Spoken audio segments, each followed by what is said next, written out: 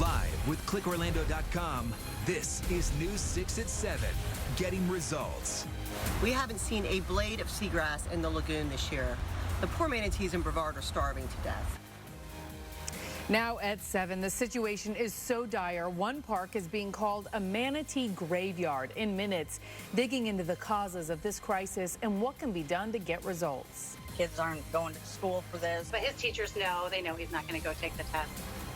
And parents are protesting, but the state is staying firm. All students must take mandatory assessment tests in person.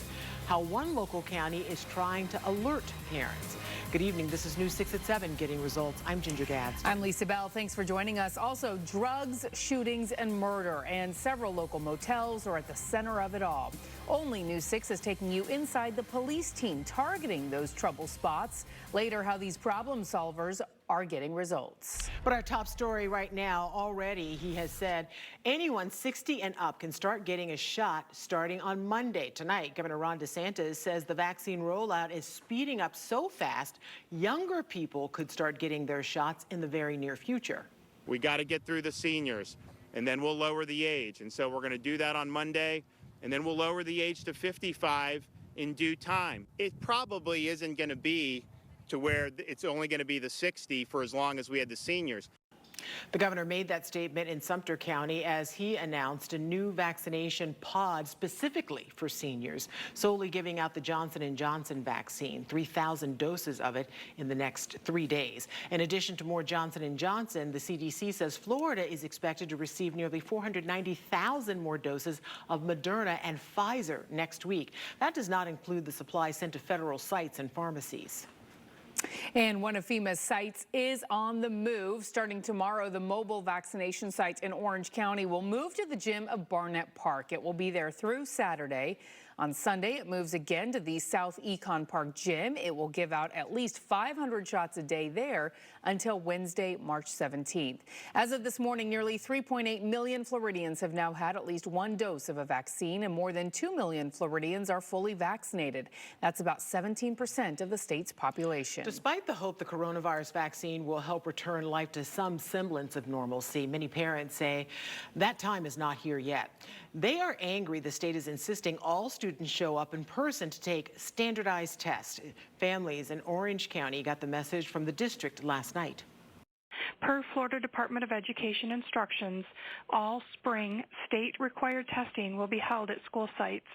Launchette at home and Orange County virtual school students will test at their zone school. News 6's Nadia Yanis talked to some parents who said flat out their kids will not take one step on campus to take those tests. She also shows us how school leaders are responding. News 6 has reached out to all school districts in our area. To read their responses, just go to the story on the homepage of ClickOrlando.com. Developing tonight at 7, we are working to learn why a local man is now facing charges for the January 6th attack at the U.S. Capitol. Only News 6 was there when 60-year-old Howard Burton Adams walked out of the federal courthouse in downtown Orlando this afternoon. Mr. Adams, do you have anything to say about your arrest in D.C.? We don't have any comment. Thanks. So we learned Adams surrendered himself to federal authorities earlier today. He allowed investigators to search his home and voluntarily turned over his electronics to be searched. During the hearing, prosecutors said he was cooperating with the investigation, so Adams was released on a $25,000 bond. Adams lives in Edgewater and will not have to wear any monitoring devices. As we learn more about what he is accused of doing, we'll keep you updated tonight on News 6 at 11 and at ClickOrlando.com. Also developing right now, a push to get results and make neighborhoods safer in Orange County. For months, a task force of religious leaders, community members, and others have been listening to ideas on curbing gun violence. Today, their recommendations are in with a focus on helping young people and transforming the justice system. News 6's Jerry Askian talked to several members about what they want to see. Jerry, thank you. 2021 is already a tragic year for Florida's beloved manatees, dying at such a fast rate. One park in Merritt Island is now being called a manatee graveyard. While scientists are scrambling to learn all of the reasons why and how to get results, a manatee expert told News 6's James Sparvero the main factor in Brevard County is starvation. Well, for nearly 50 years, Walt Disney World has drawn tens of millions of people to Central Florida with its magic. Yeah, now some of the key people who conjured up that magic are in the spotlight.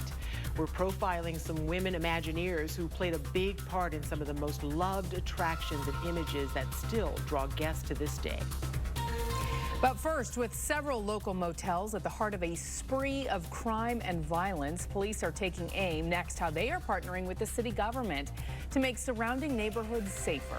As we look live at the Orlando Health Camera, we're getting results in Palm Coast, Lady Lake, and all of Central Florida here on News 6 at 7 and our free News 6 app.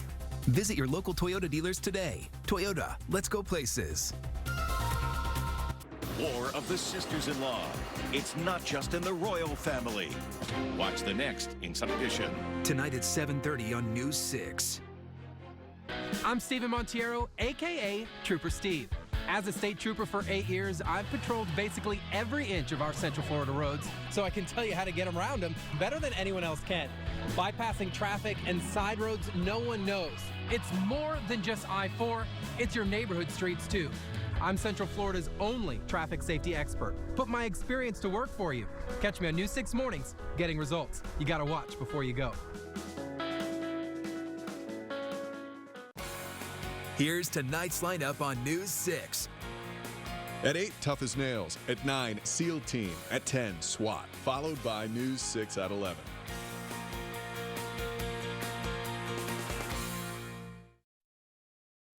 Live with Ginger Gadsden, Lisa Bell, weather with Chief Meteorologist Tom Sorrells, and special reports from the investigators. This is News 6 at 7, getting results. Only on 6 tonight, a growing crime epidemic centered around some of these small motels in Daytona Beach. Police say the guests and even the owners at half a dozen motels in the city are creating problems for the community. Tonight, News 6's Eric Von Anken shows us how a police unit focused solely on solving problems is getting results together.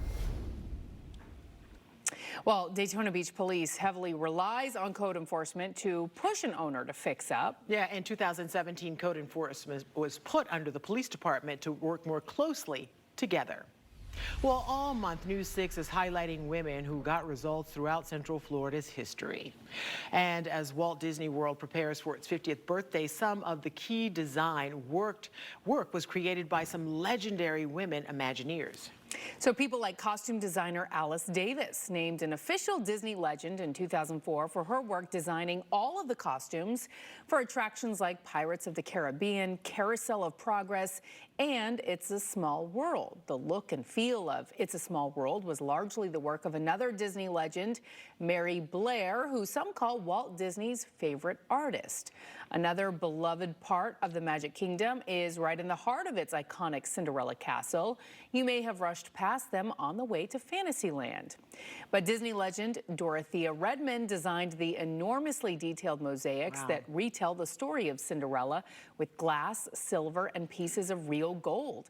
They were also reproduced more than a decade later for Tokyo Disneyland. I mean, that's incredible and unique to Florida. Mary Blair's grand mural of the Grand Canyon that is at the heart of the Contemporary Resort Hotel. It took 1.5 years to paint, fire, and install the 18,000 ceramic tiles. In addition to being a work of art, it also hides the Contemporary's elevator shaft. And take a closer look at the work of these and other legendary women of Walt Disney Imagineers at clickorlando.com/theme parks or clickorlando.com/Women's History Month. It is so impressive. I hope you take the time to really look at it because their work is just, and it endures to this day. It'd be cool if they had some of that information on plaques at the park. You know what? You know? While you're waiting in line, you can read some history about it. What a great idea. Look at Lisa Bell. I bet a lot of people will be at the park this week. Chief Meteorologist Tom Sorrells. It's packed already, isn't it? I'm sure. They say it's only, what, 25% full? You believe it? Nope. I don't. Do you? No. Not sure what to believe. Hey, tonight, a few clouds will be building on in. We're going to stay mild tonight. Thursday through Friday, though, not as breezy. That's been part of the problem. Winds have been gusting at 20 miles per hour today and yesterday, but we will stay warmer. Come the weekend, things are heating right on up. How do we do today? Pretty well. Daytime high, 76. Overnight low this morning was 53. The averages are 77 and 55, so we were just below average today in Orlando. Tomorrow, we're going to thump it. Temperature reading right now is 67 in Nashville, 68 Atlanta, 64 in Pensacola, 59 in Jacksonville. Look at Tampa, 73 and 72 down in Miami. Daytona Beach at news time. Oh yeah, that's the pier. FHIA remodel camera. We're showing 62 degrees at news time. This is downtown Orlando. Orlando Health Cam, temperature reading is 66. Wind is still coming in, and it's plenty brisk. It's just not gusting to 20 or 25. It's dialed it down a notch. And about 57 degrees across the interior. That's my forecast low in Orlando under a partly cloudy sky. Here's tomorrow. Your forecast is sponsored by Cash for Life from the Florida Lottery. All righty, by noon tomorrow, we're back to 77, and the daytime high goes to 80. Check out the week ahead. 80 degrees tomorrow, still breezy, but not as windy as today. 82 Friday, then come the weekend. Saturday, 85. Look at Sunday, 85 there too.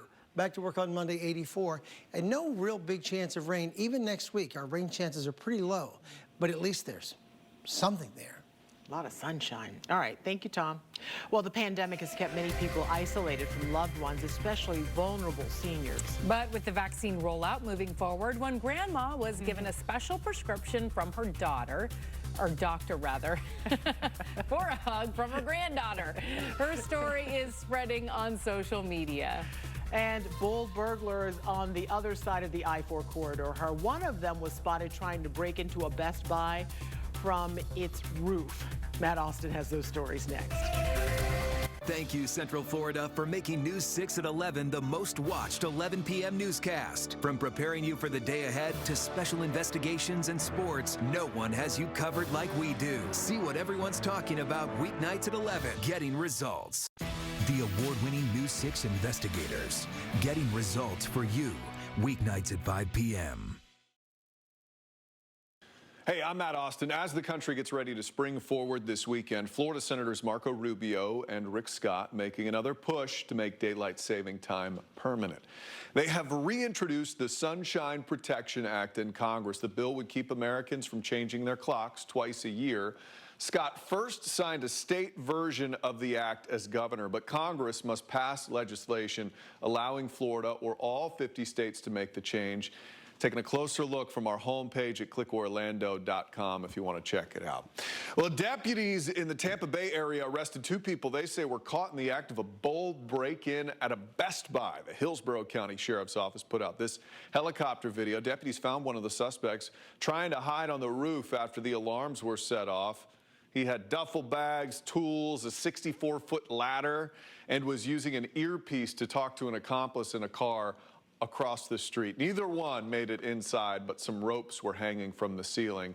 Take a closer look from the News 6 Facebook page if you want to see the full video there. Finally, a grandma in New York was given a special prescription from her reading. Quote, "You are allowed to hug your granddaughter." After receiving her second vaccine shot, she did just that. The moment was recorded on video. The granddaughter said she arranged the whole thing with the doctor, even sealing the prescription in an envelope. Take a closer look or share the story from facebook.com/news6, and I'll see you right back here tonight at 11 o'clock. Tomorrow's daytime high is going well above normal, up to 80 degrees. And guys, that's a trend. 82 on Friday, Saturday and Sunday, 85. Looks great. Thanks for watching News 6 at 7. Inside Edition is next. See you at 11. Bye.